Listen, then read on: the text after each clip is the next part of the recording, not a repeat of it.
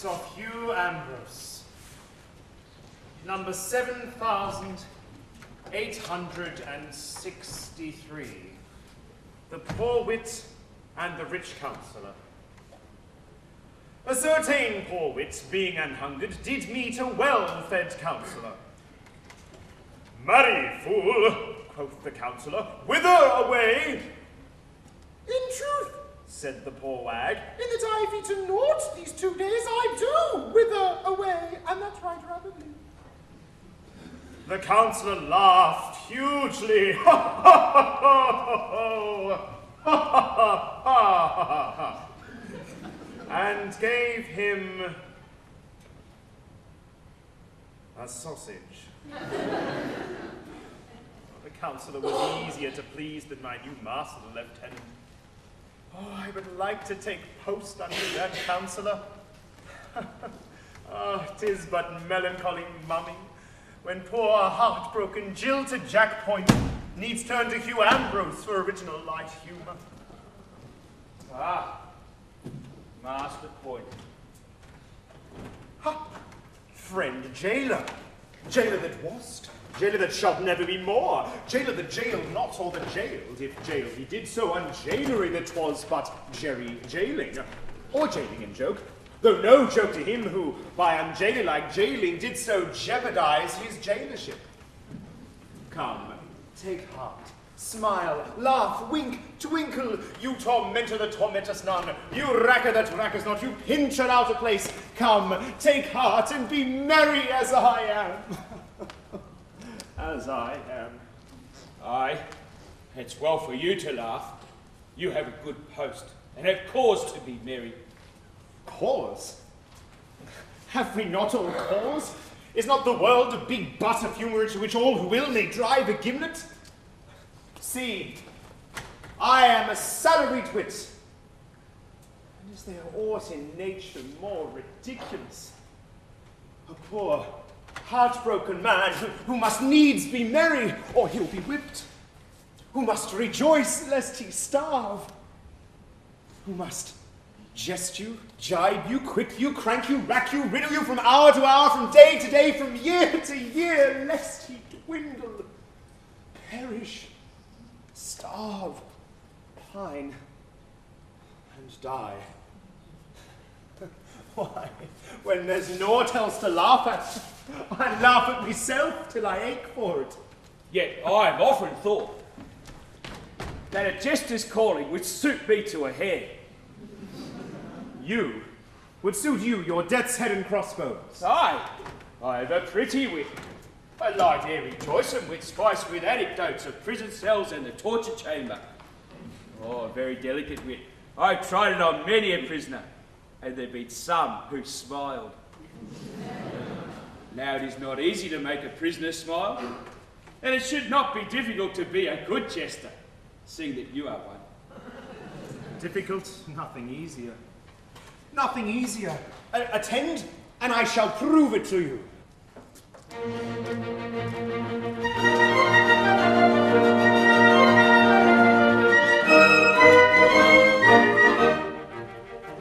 Oh, a private buffoon is a light-hearted loon if you listen to popular rumour. From the morn to the night he's so joyous and bright, and he bubbles with wit and good humour. He's so quaint and so terse both in prose and in verse, yet though people forgive his transgression, there are one or two rules that all family fools must observe if they love their profession.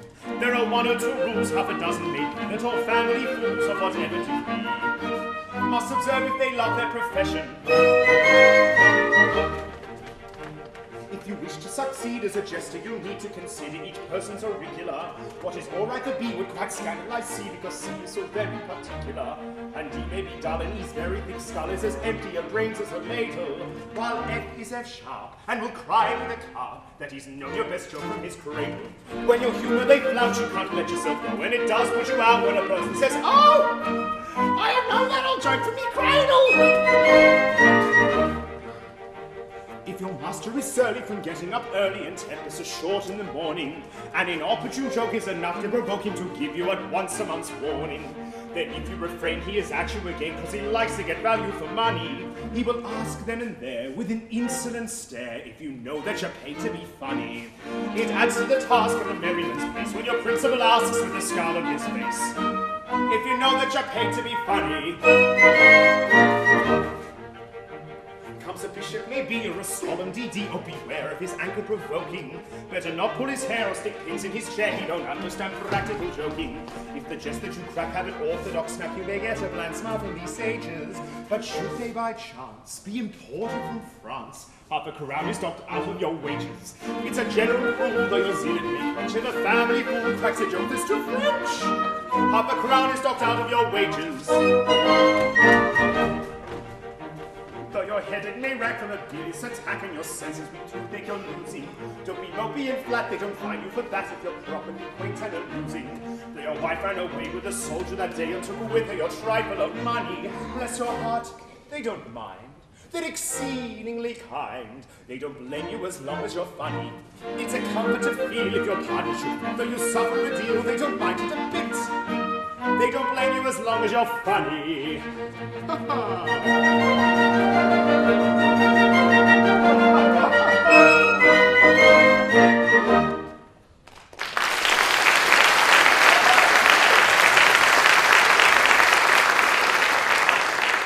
And so you would be a jester, eh? I? Now listen. My sweetheart, Elsie Maynard, was secretly wed to that Fairfax half an hour ere he escaped. She did well. She did nothing of the kind, so hold your peace and prepare.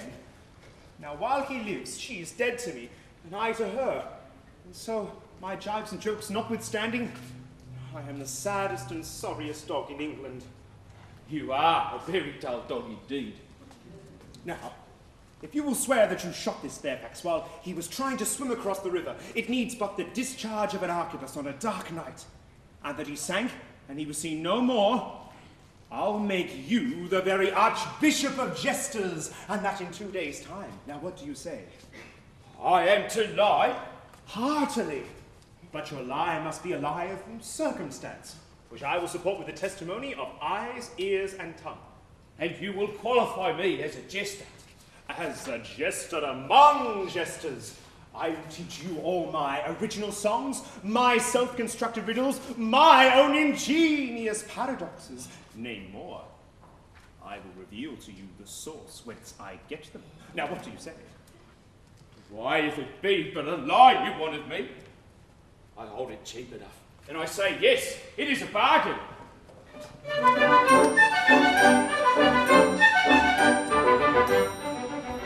And upon we both agree, all that we to agree to, was secured by solemnity, to prevent all experimental, you on Elsie are to call, with a story grim and gory. Alice Fairfax died and all, I declare to, you to swear to, I to swear to, I declare to, I to swear to, I declare to, I to swear to, you to swear to, I to swear to. Tell a tale of cock and bull, far from being beautiful. Tale tremendous, and defend us, what a tale of cock and bull.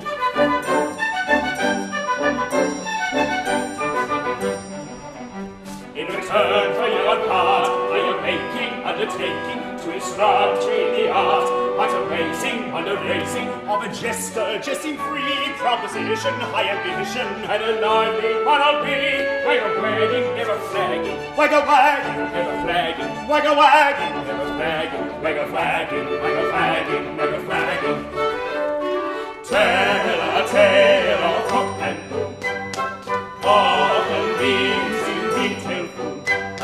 Tell tremendous, and defend us, what a tale of cock and bull. What a tale of cock, what a tale of bull, what a tale of cock, what a tale of bull, what a tale of cock and bull, cock and bull, cock and bull. And defend us, what a tale of cock and bull.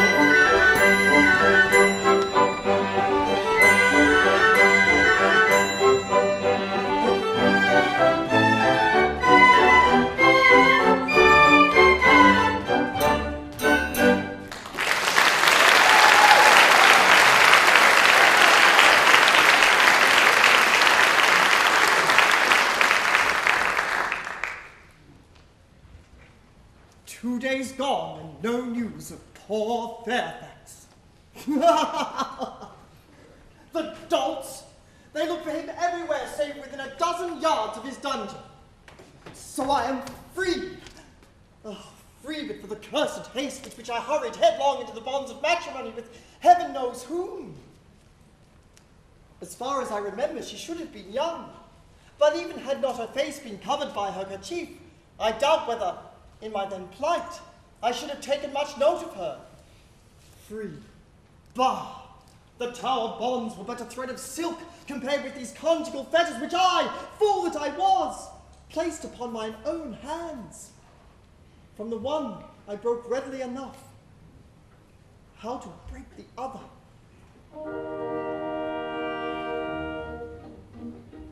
Free from his fetters grim, free to depart, free both in life and limb, in all but heart, bound to an unknown bride for good and ill. Ah, is not one so tied? A prisoner still, a prisoner still.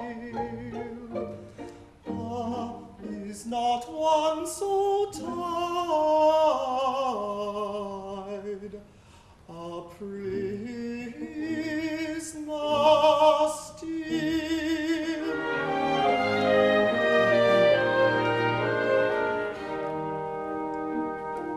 Free, yet in fetters hand, till his last hour.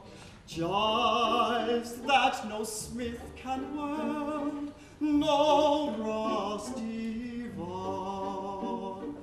Although a monarch's hand had set him free, although the captive band, the saddest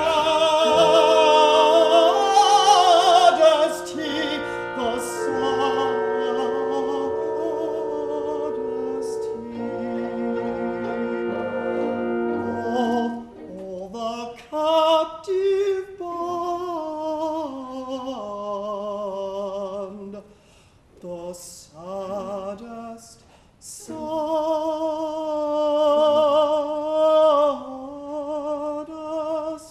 he.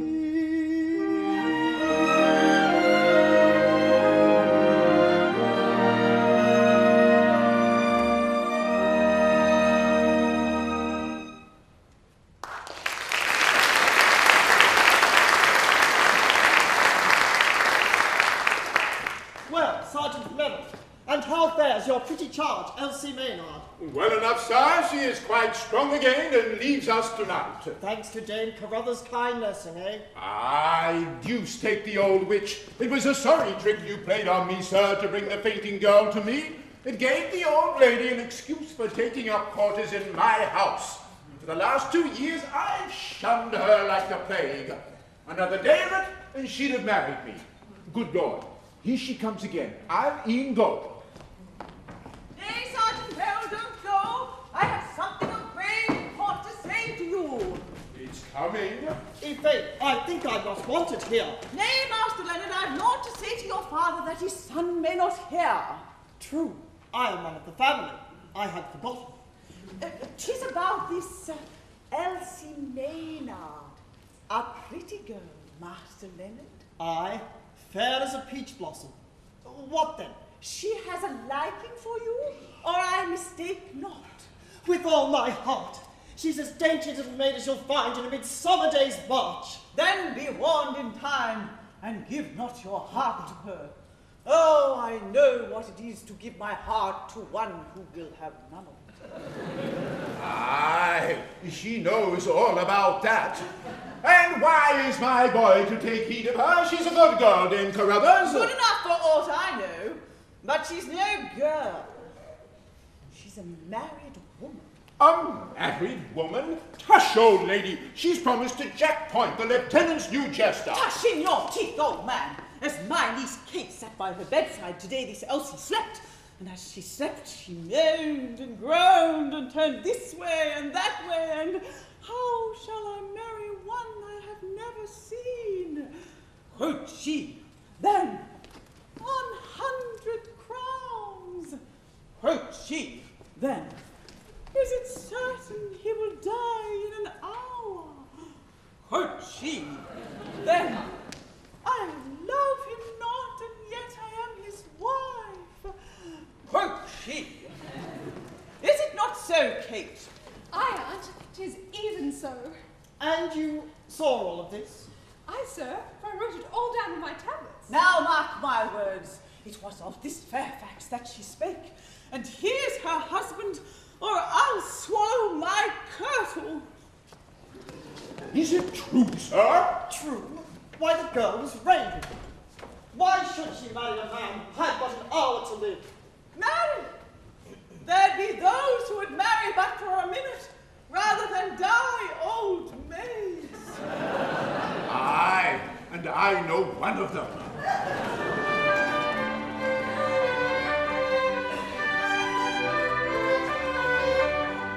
Strange adventure, maiden wedded to one whom she'd never seen. Never seen. Groom about to be beheaded in an hour on Tower Green. Tower Green. Groom in dreary dungeon lying, groom as good as dead or dying, for a pretty maiden sighing, pretty maid of 17, 17.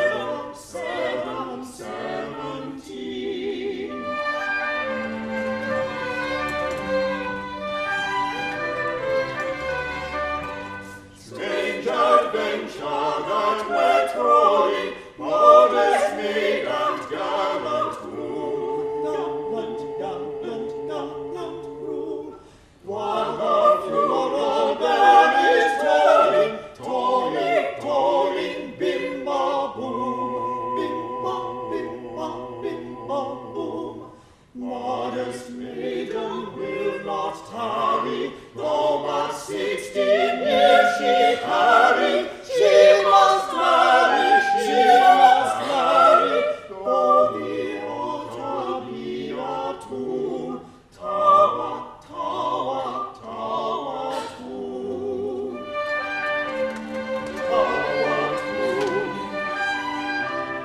Tower tomb, though the altar be a tomb. Tower tomb.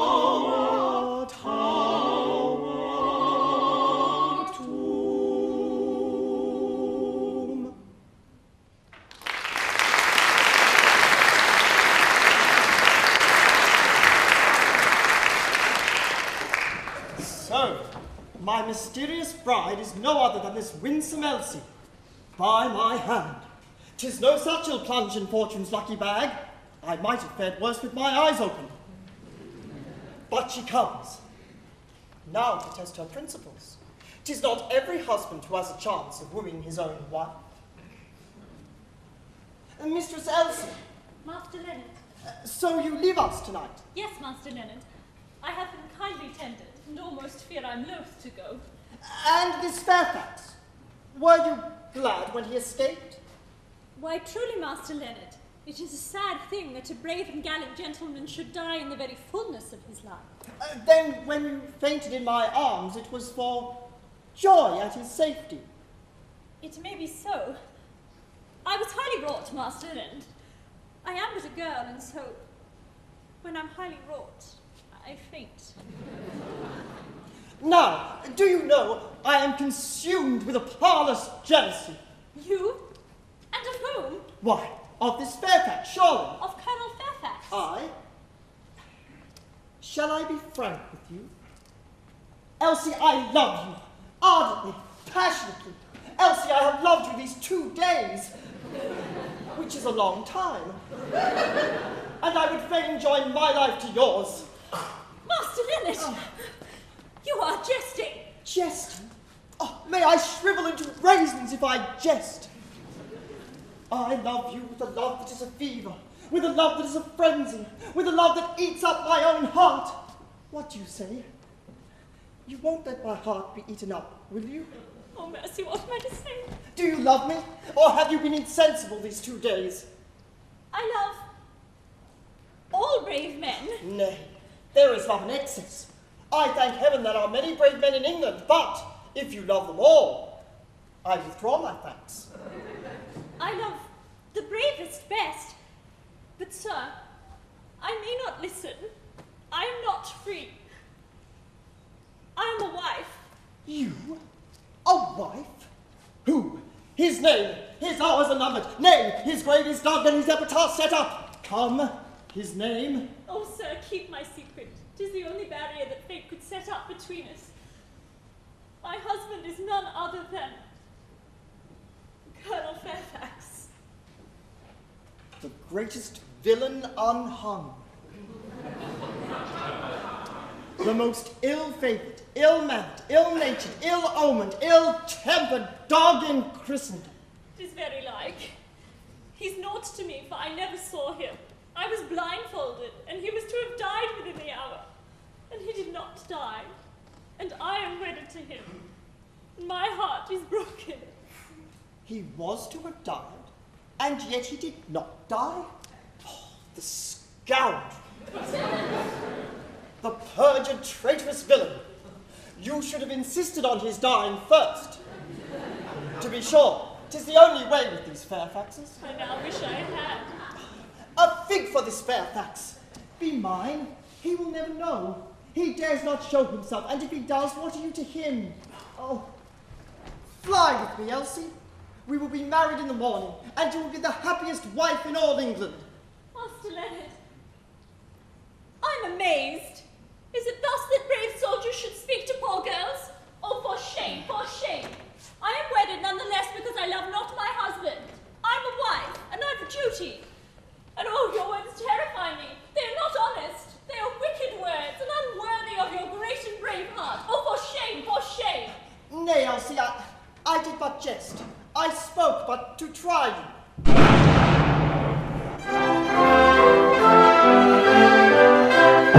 Hark! What was that, sir? Why, an arquebus, 5 from the wharf, unless I much mistake. Strange, and at such an hour, what can it mean?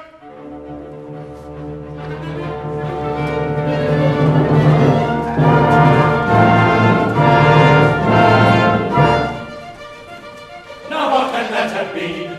Our shots so late at night, enough to cause a fright. What can the portent mean? A foreman in the land is London. Foreman in the land is London. Toby Rex, Welcome to this trip, what danger is at hand? What danger is at hand? Who fired that shot? At once the truth declare. My lord, 'twas I, to rashly judge forbear. My lord, 'twas he, to rashly judge forbear.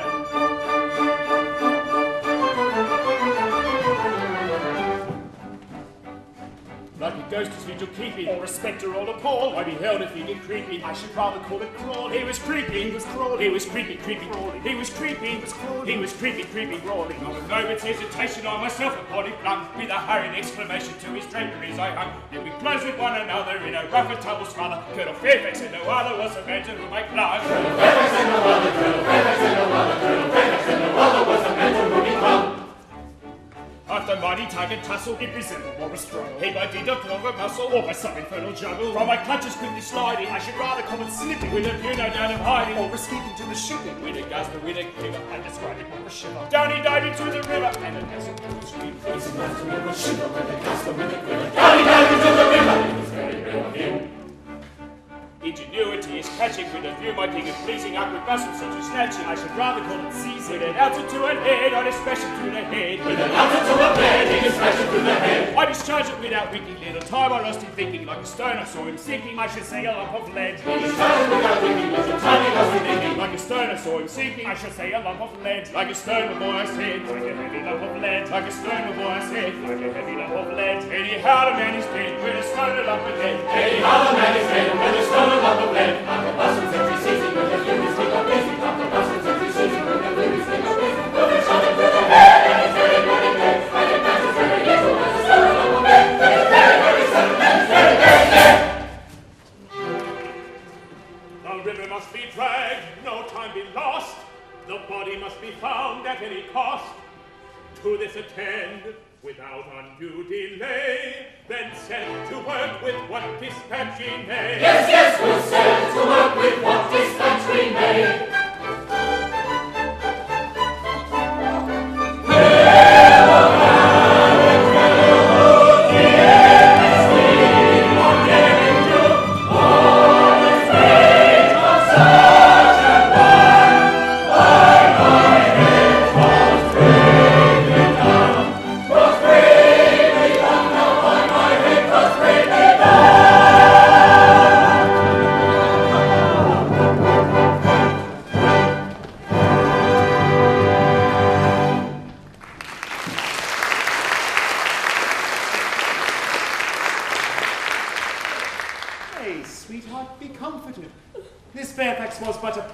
Fellow, and as he had to die, he might as well die thus as any other way. 'Twas a good death.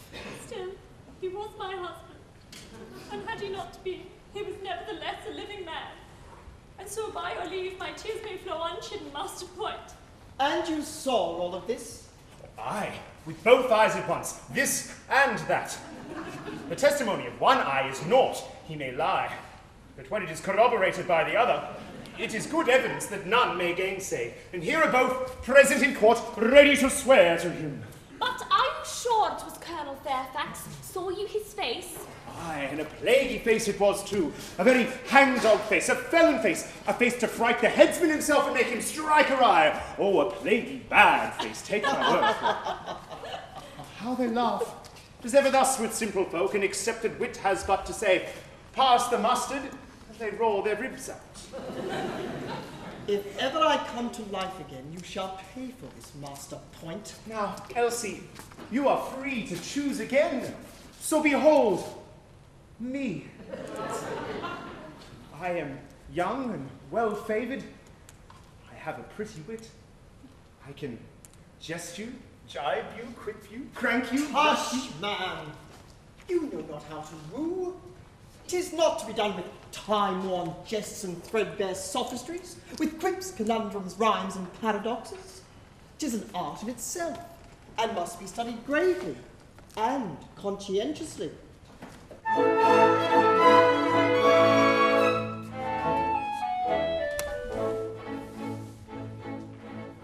A man would woo a fair maid, should apprentice himself to the trade, and study all day in a methodical way how to flatter, cajole, and persuade.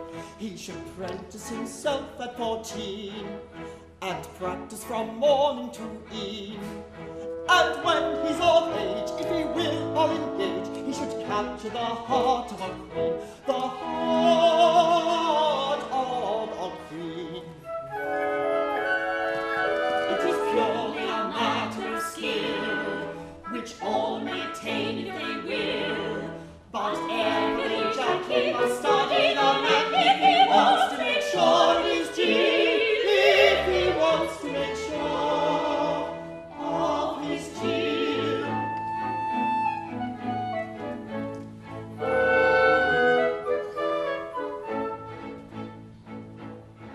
If he's made the best use of his time, his twink is so carefully eyed, that every bird will come down and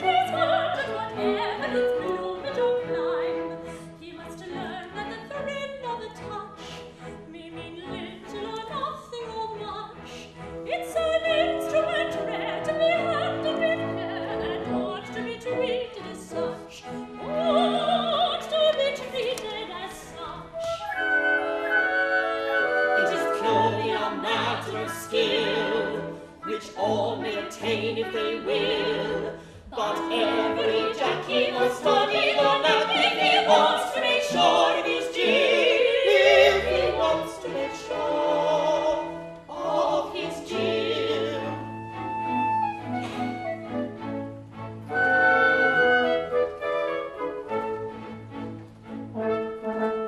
Their glance may be timid or free, it may vary in mighty degree, from an impudent stare to a look of despair that no maid without gaiety can see.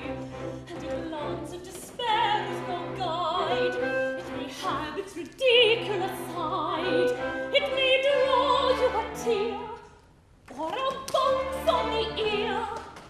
You can never be sure till you've tried.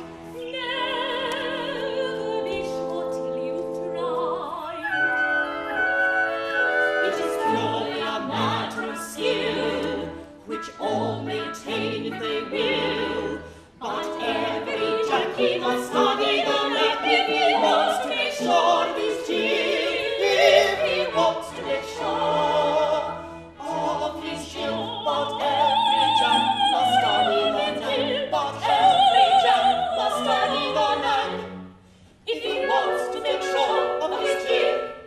Yes, every Jack must study the knack if he wants to make sure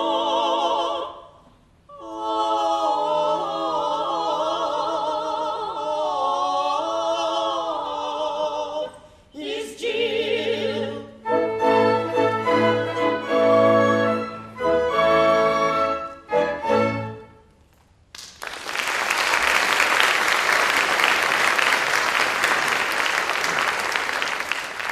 Now, listen to me. 'Tis done thus.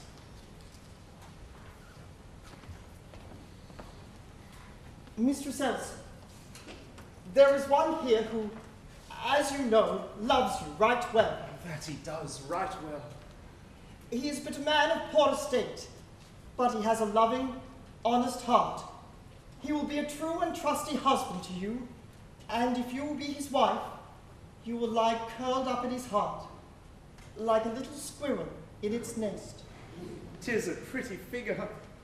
A maggot in a nut lies closer, but a squirrel will do. He knows that you were a wife, an unloved and unloving wife, and his poor heart was near to breaking. But now that your unloving husband is dead and you are free, he would fain pray that you would hearken unto him and give him hope that you would one day be his. He presses her hands and whispers in her ear, "Odds bodikins, what does it mean?" Now, sweetheart, tell me, will you be this poor good fellow's wife? If the good brave man, is he a brave man?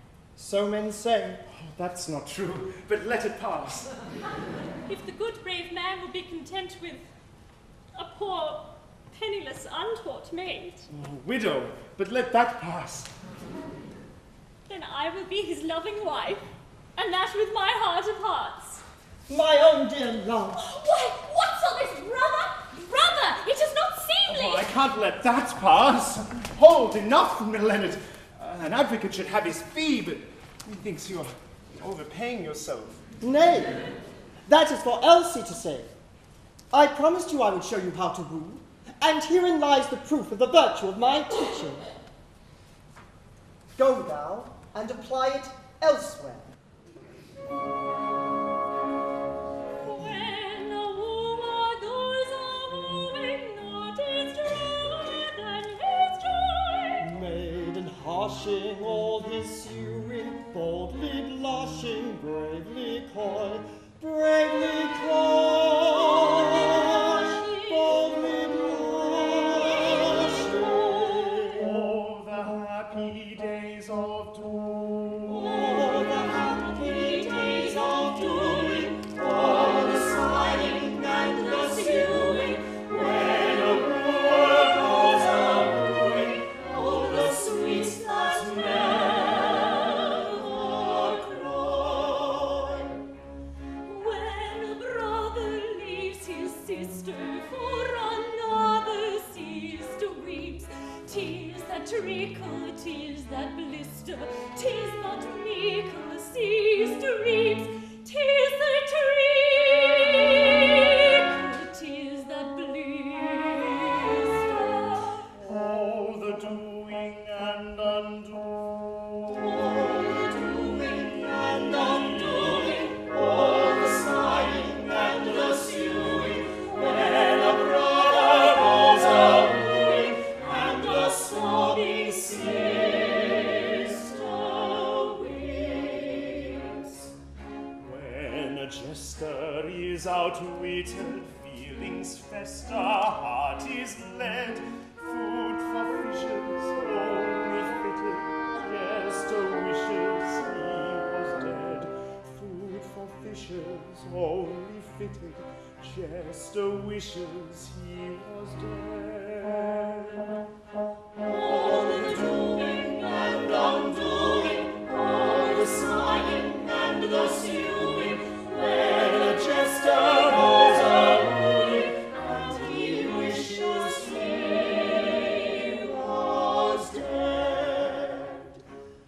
All the doing and undoing, all the sighing and the sewing, when a jester goes a-wooing, and he wishes he was dead. He wishes he was dead.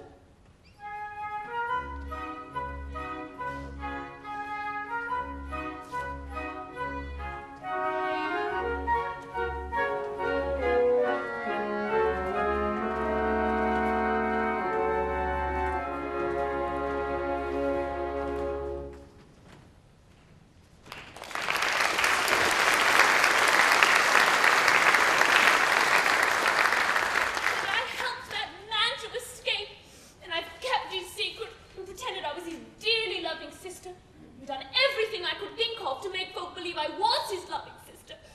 And this is his gratitude. Before I pretend to be sister to anybody again, I'll turn nun and be sister to everybody, one as much as another. Pig tears, hey? What a plague are you grizzling for now? Why am I grizzling? You have often wept for jealousy. Well, 'tis for jealousy I weep now. I, yellow, bilious, jaundiced jealousy. So make the most of that, Master Wilfred. But I've never given you cause for jealousy. The Lieutenant's cookmate and I are but the merest gossips. Jealous of you? Bah! I'm jealous of another, and a better man than you. Set that down, Master Wilfred. And he is to marry Elsie Maynard. Ooh, the pale little fool. Set that down, Master Wilfred. My heart is well nigh broken. There, you have it all. Make the most of it. The man you love is to marry Elsie Maynard. Why, that is no other than your brother, Leonard Merrill. Oh, mercy, what have I said? Why?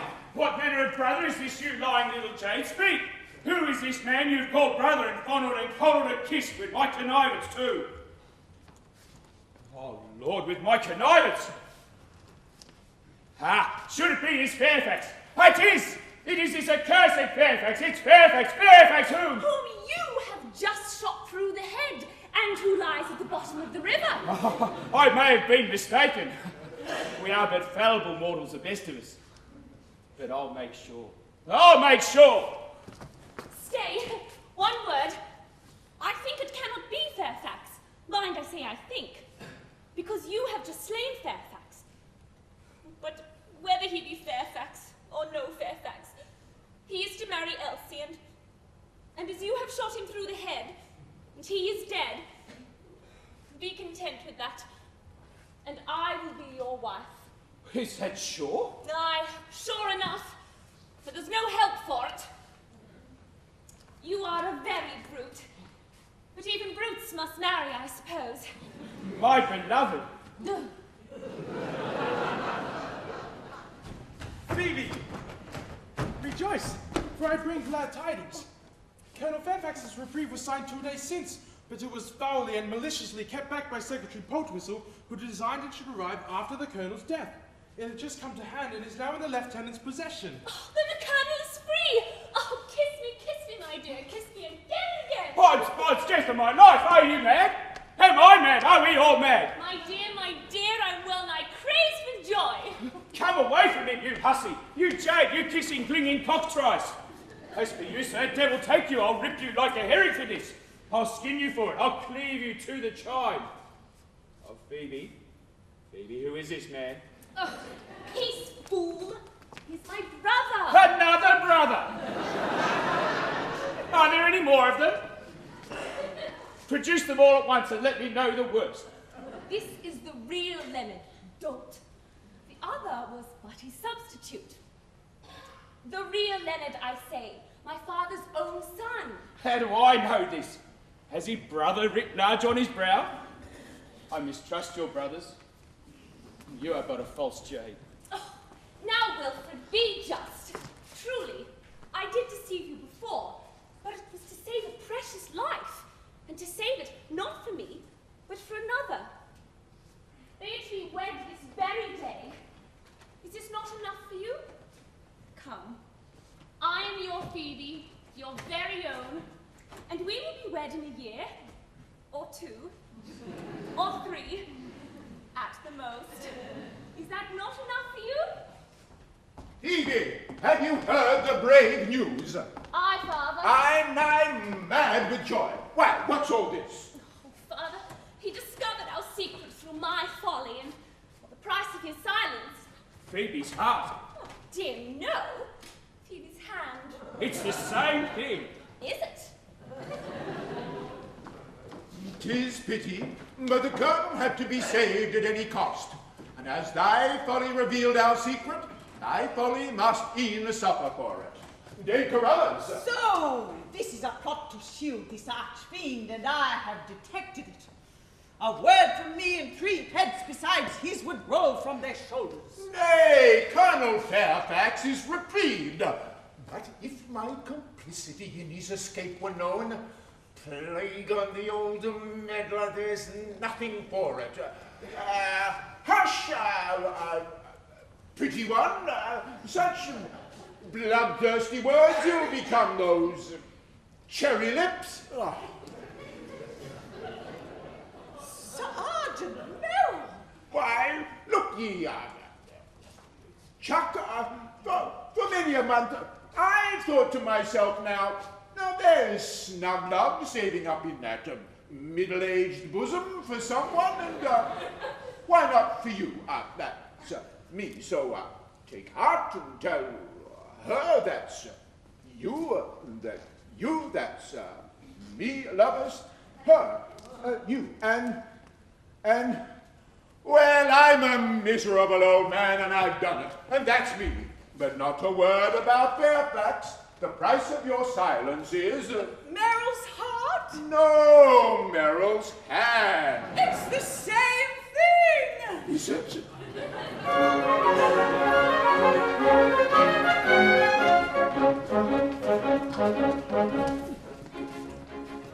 Rapture, when of notary, flushed with capture, seeks the notary. Joy and jollity, then this polity reigns, frivolity, rapture. Joy and jollity, then this polity reigns, frivolity, rapture. Awful, and humanity with its awful of satanity, caught in privity, down declivity, seeks captivity, caught in privity, down declivity, seeks captivity, Joyful, when virginity seeks a joyful man's affinity. Better Mary, bright and Mary, is a dowry, joyful. Better Mary, bright and Mary, is a dowry, joyful. Ghastly, when you better, ghastly, of your men. After tarrying years, no harrying goes a marrying. Ghastly. Joyful. Ghastly. Joyful. Ghastly.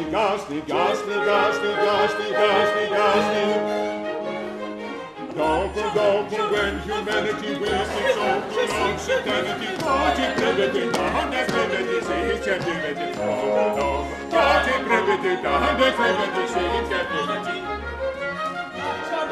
Don't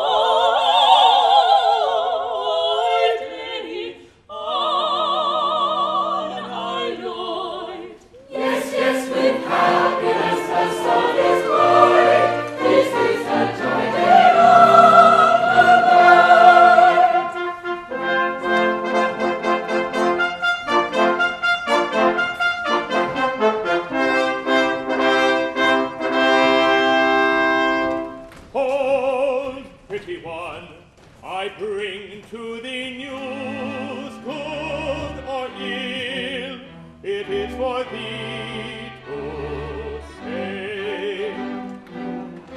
Thy husband lives,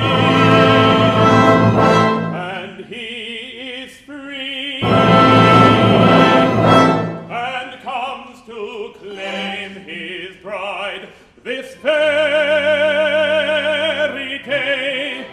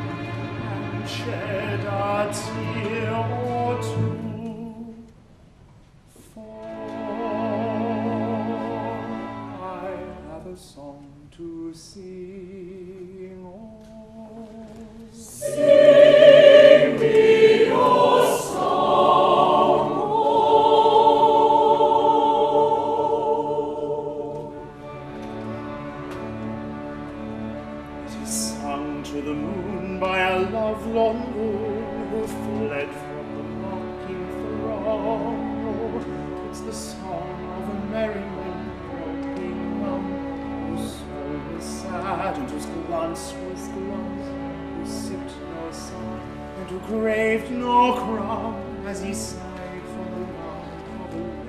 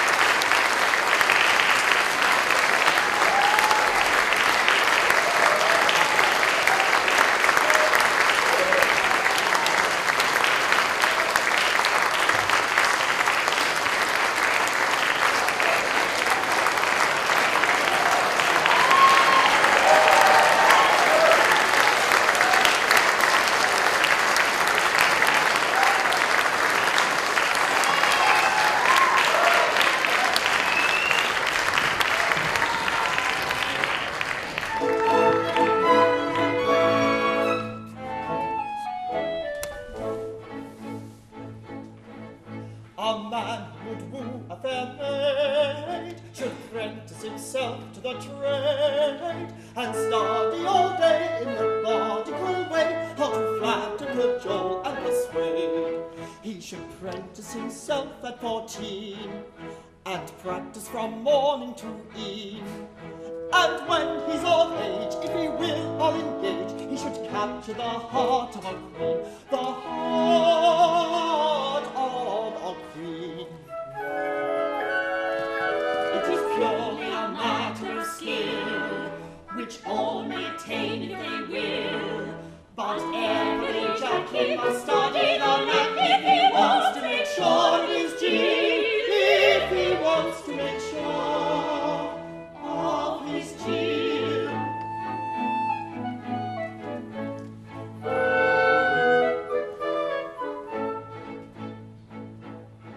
If he's made the best use of his time, his twig is so carefully hard, that every bird will come down at his word, and whatever its bloom to climb.